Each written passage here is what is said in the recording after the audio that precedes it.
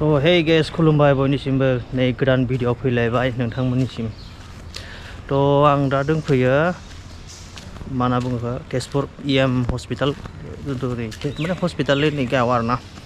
तो आं दा थांगासिनो साहा लायनो, साहा आरो माबा बिस्कुट लायनो। पेसेन्टआ मोनजासिगोन दिनैनिफ्राय, मैयाथ' हरसे गैया, तो दिनै मोनजासिगोन, ओंखायनो दा लायनोसै आं। बारा गोजानबो नंखाया, खाथिसो र'। साहा आरो बिस्कुट।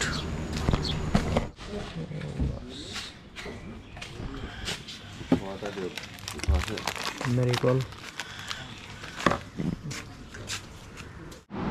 वाह नै लाबोबाय लाल साहा मेरिगल्ड नै दै बथल। बिदिब्ला जोङो साहाफोर लोंनोसै, बिनि उनावहा फिन लोगो मोनफिनसिगोन भिडिअनि गेजेरजों। र' सोर आइना बेयो? हेल', मा खालामदो? नै संखांजोब्बाय, संखांनायालाय गासिबो। दे मा दङ ओंख्रिया? दालि सस। आच्छा। ओमफ्राय आलु भाजि। दावदै भाजा। आच्छा। दिंखिया केलेर भाजि। औ। ना गोरान बाथोन। औ। आरो दा बोथिया दहाय लाबोनाय एवनो नागिरदों। ओमफ्राय मा बे ओंखामफोरखौ लाबोगोन होनबा बाव? माखो? ओंखामखौ लाबोगोन नामा होनदों बेयाव हस्पिटालाव? लांगोन। दे होमबा। दे होमबा ना? दे। अके दे होमबा। तो जाहायमोन बियो दा फन रायज्लायहरनाया, माने न'निफ्राय मानसि फैसिगोन आरोना। दा खिथिगोन आं। बिदिब्ला जोङो साहाफोरखौ लोंना लाग्रोनोसै नङा होमबा? बिनि थावखायालै एक्चुअलि बुंनो थांबाथाय बे नुडल्स एकदम फार्स्ट टाइम आरो लाइफआव फार्स्ट टाइम गोथाव। गोथाव। बानलु संख्रि गैयाबा थावनाय बायदि मोना। दा गोथावबाबो गोथाव नङाबा मा बुंनो आंलाय? गोथावानो बुंनांसिगोन, मानि थाखाय होनबा उपाय गैयाना। ओंखाम सफैसान्दि। तो ओंखाम मोनफैबाय नै।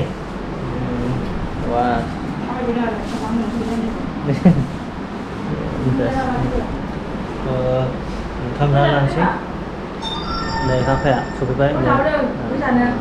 मा बुस्थु? गय जानो? सोर गय जानो नागिरदों? ए नै दावदैया। लागाव। तो बिदिब्ला जों ओंखाम जाना लाग्रोनोसै, बिनि उनाव लोगो मोनफिनगोन। तो हस्पिटालनिफ्राय नै ओंखारबोबाय, दा जों न'आव थांनोसै। बास नै गारि लाबाय, माने भारासो दै भारा। नै हस्पिटालखौ खिन्थानांगौ, नैल' हस्पिटाला। वाव नै दोङो दे बाय हा बाय बिदाय लाबाय संनानै जों बाय ड्राइभार ड्राइभार आङो नै गारियाव जिरायबाय, थांनोसै। एकदम माने मा होनना बुङो, दुरबल जाजोब्बाय। थांबाय थाग्रोनि जोङो।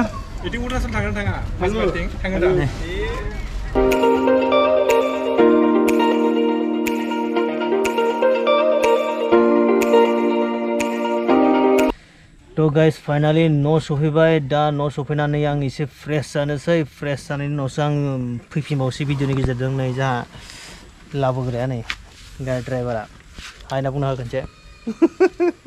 तेजपुरनि औ। थ' होमबा दसे दै हारि एसे लोंलांदो, बिनि उनाव आरामसे थाना थाना बरिया ओंखारलांदो मिथिबाय।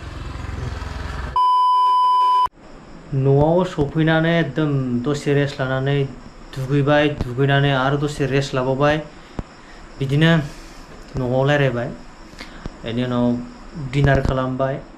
दा डिनार खालामखांनानै दसे रेस्ट लाबावनानै नै फैलायबाय आं भिडिअनि गेजेरजों। थ'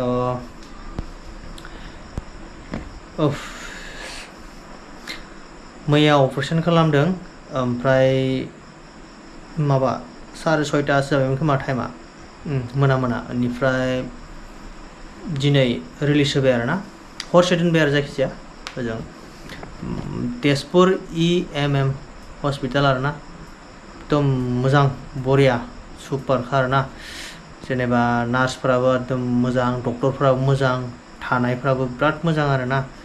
आं गोजोननाय मोनदों आरो माने डक्टरफोरा माने बिराद मोजां केयार लायो आरो नार्सफ्राबो मोजां केयार लायो रायज्लायो मोजाङै डक्टरफ्राबो मोजां रायज्लायो आरो दङ तेजपुराव माखासे बिदिनो हस्पिटाल आं नामखौ मेनसन खालामथ'ला माने एकदम केयार लाथारा मानसिफोरखौ बिदि आरोना बाट EMM हस्पिटाल एकदम आं गोसो गोरबोनिफ्राय माने एकदम रोजा रोजा साबायखर बावहरो मानि थाखाय होनबा डक्टरानो जा नार्सआनो जा सिस्टारमोन माने बिराद मोजां माने आल लायो आरोना आं गोजोननाय मोनदों बे मासनिनो 20 तारिखआवहा रिचेकआपनि थाखाय लेंहरबावदों डक्टरा दिनैनि ब्लग भिडिअआ एसेनोसै नेक्स्ट ब्लगाव थाबैनो लोगो मोनगोन होनना आं आसा खालामबाय दिनैनि ब्लगखौ आं बावनो माने इन खालामसिगोन आरोना मोनाबायबो आरो जों ओरैबायदि मेंबाय माने आयौ मानो होनबोला जेनेबा मोनावबो जायफोरा सिगांनि भिडिअखौ नायदोंमोन मिथिखाबाय जानांगौ माने